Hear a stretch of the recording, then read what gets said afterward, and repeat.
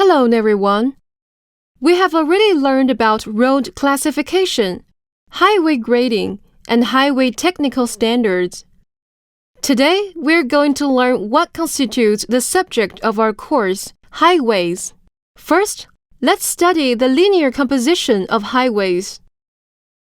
The first concept we need to understand is the route. A route refers to the center line of a highway. Linearity refers to the geometric line shape and dimensions of the highway's center line in space.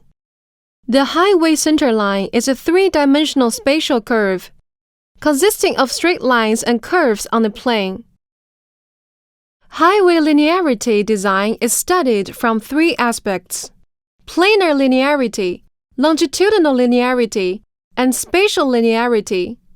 Speaking of planar linearity, let's first get familiar with the plan view of a road route.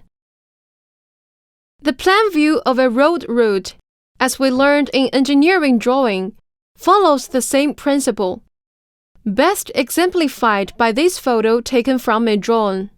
From the plan view, we can determine whether the road is a straight or curved line and whether it turns left or right.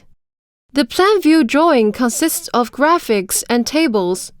The bold solid line in the graphics represents the route, and the rest are the terrain and features. The table displays the elements of a horizontal curve or the legend. We know that due to natural conditions and existing features, roads have turns on the plane. At the adjacent straight lines of a turning point, a curve of a certain radius must be used to meet the requirements of vehicle travel comfort, safety, and speed. The curve on the plane of the road is called a horizontal curve. Horizontal curves include circular curves and transition curves. Circular curves are what we refer to as arcs in mathematics, and transition curves are clothoids. Straight lines, circular curves, and transition curves together constitute the three elements of planar linearity.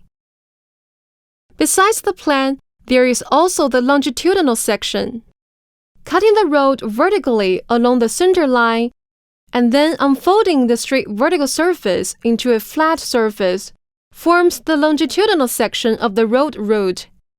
From the profile diagram of the road, we can see the linearity on the longitudinal section and whether it's an uphill or downhill.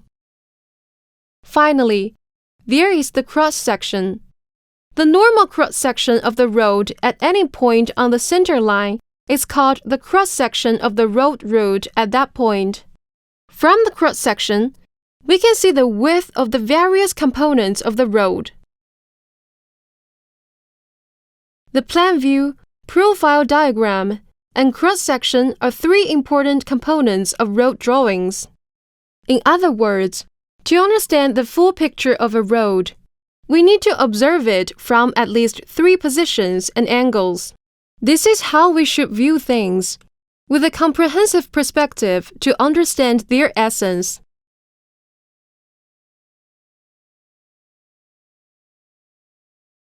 The content discussed today will be studied in more detail in our future courses.